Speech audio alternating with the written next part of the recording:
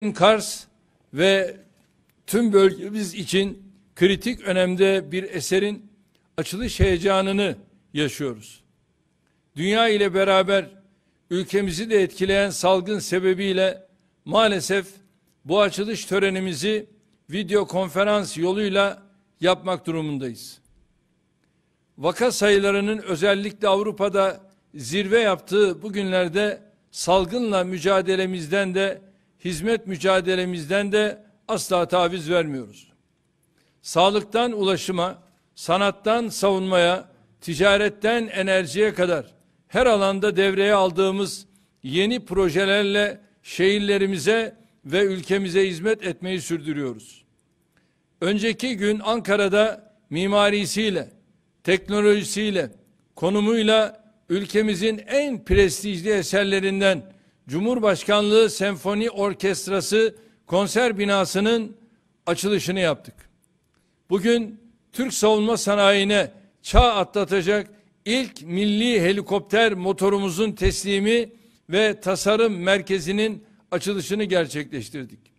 Böylece TEİ'nin sadece motor üreten değil, motor tasarlayan, üreten ve dünyaya satan bir marka olması yolunda tarihi bir adım daha attık. Şimdi de Serhat şehrimiz Kars'ı bölgesel ticarette bir üst aşamaya taşıyacak bir yatırımı Karakurt-Horasan yolunun 40 kilometrelik bölümünü devreye alıyoruz. Tabii ben de ekran başında izledim. 2x2 gerçekten muhteşem bir yol olarak bu yolu buradan izlerken milletim adına iftihar ettim. Nerelerden hamdolsun nerelere geldik. O dev viyadüklerin üzerinden geçen bu yolla birlikte inanıyorum ki artık buralardan geçen benim vatandaşlarım veya uluslararası ülkemizden geçen insanlar ülkemizi ve milletimizi takdirle anacaklardır. Sınır kapıları güzergahında olan ve çoğunlukla ağır taşıt trafiğine hizmet verecek yol bu özelliğiyle de dış ticaretimize önemli katkılar yapacaktır.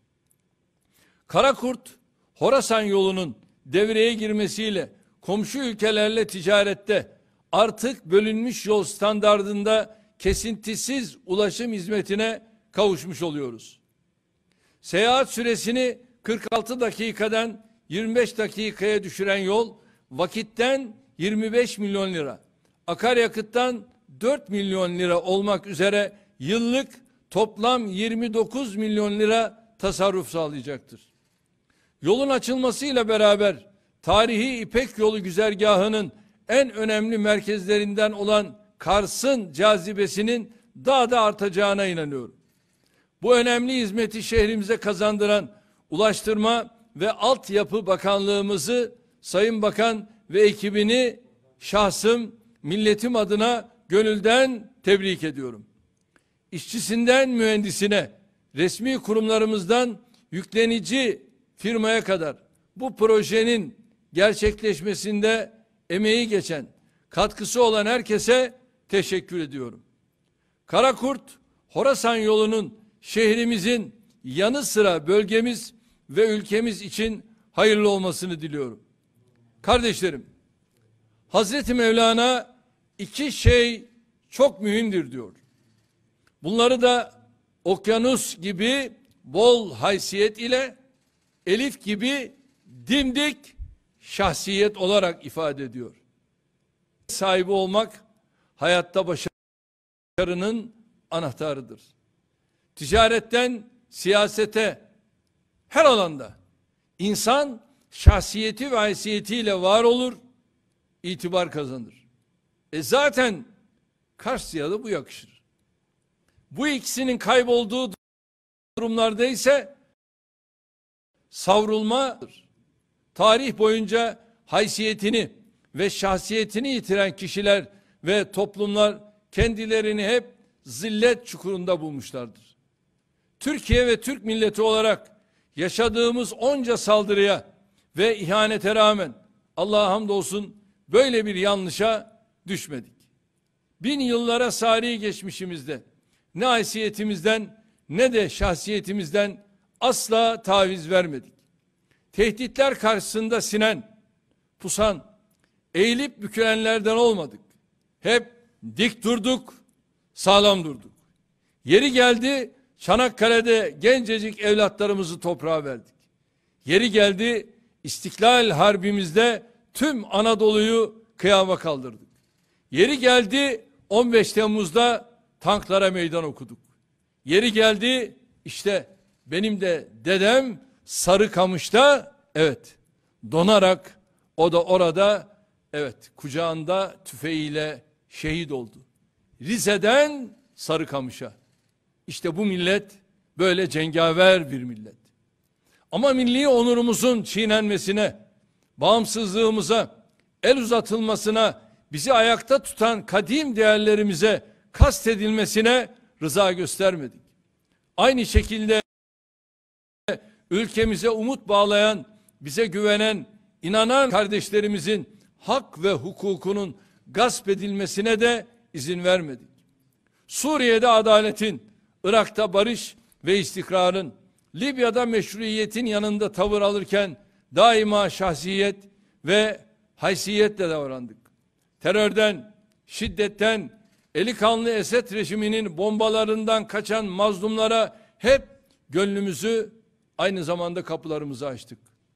Tek parti CHP'si gibi ülkemize sığınan bütün bu insanları Boraltan Köprüsü'nde katillerine teslim edenlerden olmadık. En son Dağlık Karabağ meselesinde yine bize ve milletimize yakışan bir karakterle hareket ettik. Ermeniler Azerbaycan topraklarına saldırdığında tüm kalbimiz ve imkanlarımızla kardeşlerimizin imdadına koştuk. Karslı bu Ermenileri tarihten iyi tanır, iyi bilir. Ortak tarih, kültür, inanç ve dil birliğimizin gereği neyse onu yaparak Dağlık Karabağ'ın ve işgal altındaki Azerbaycan topraklarının özgürlüğüne kavuşmasına katkıda bulunduk. Dağlık Karabağ'daki duruşuyla Türkiye aynı zamanda tek parti CHP'sinin Boraltan faciasında milletimize yaşattığı mahcubiyetten kurtulmuştur. Azerbaycanlı kardeşlerimizin mücadeleleri neticesinde hamdolsun bugün Karabağ semalarını artık paçavralar değil, hilal ve yıldız süslüyor. Azerbaycan bayrağı şehitlerimizin kahramanlıklarının timsali olarak Dağlık Karabağ'da gururla dalgalanıyor. İnşallah Nahçıvan ile Azerbaycan arasındaki bağlantıyı sağlayacak koridorun açılmasıyla artık kardeşlerimizle doğrudan kara bağlantısına da sahip olacağız. Bu bağlantıdan en çok faydayı görecek yerlerin başında Kars geliyor. 30 yıllık işgalin ardından Azerbaycan öz topraklarına yeniden kavuşmanın haklı sevincini yaşıyor. Karabağ'da kazanılan zafer hem uluslararası hukuk, hem diplomasi, hem de askeri açıdan Azerbaycan'a anasının ak sütü gibi helaldir. Bir kez daha altını çizerek tekrarlamakta fayda görüyorum. Azerbaycan kimsenin toprağına el uzatmamış, kimseye saldırmamış, Birleşmiş Milletler ve Agit kararlarına rağmen 30 yıl boyunca işgal altında tutulan topraklarını azat etmiştir. Bunu da Ermeniler gibi sivilleri ve sivil yerleşim yerlerini hedef alarak değil, meşruiyet çerçevesinde kalarak gerçekleştirmiştir. Hal böyleyken Minsk grubu eş başkanı Fransa'nın önceki gün parlamentosunda aldığı karar skandalın ötesinde tam bir fecaattir, felakettir. Kardeşim İlham Aliyev'in dediği gibi Fransa şayet evet kendi topraklarından Marsilya'yı onlara verebilir. Fakat hiçbir devletin bir diğer devletin egemenlik haklarına bu derece alçakça saldırması kabul edilemez. Suriye'den Libya'ya kadar her yerde benzer yaklaşımlar içinde olan Fransa bu kararla sorunun bir parçası olduğunu, hiçbir yerde objektif bir yaklaşımla görev yapamayacağını ispatlamıştır. En son Lübnan'da da aynı oyunu oynadı. Ama yine netice alamadı ve evet, Macron'u kovdular. Uluslararası kamuoyunun Fransa'nın açtığı bu tehlikeli ve tüm devletleri tehdit edecek yaklaşıma karşı gereken tepkiyi vermesini ümit ediyoruz. Bu çarpıklıktan en çok zararı da bugünkü siyasi birliğini çok kanlı ve karanlık bir mücadele dönemine borçlu olan Avrupa görecektir. Türkiye olarak her zaman ve her yerde olduğu gibi hakkın, hakikatin, mazlumun yanında yer almayı, bu doğrultuda söz söylemeyi ve siyaset izlemeyi sürdüreceğiz.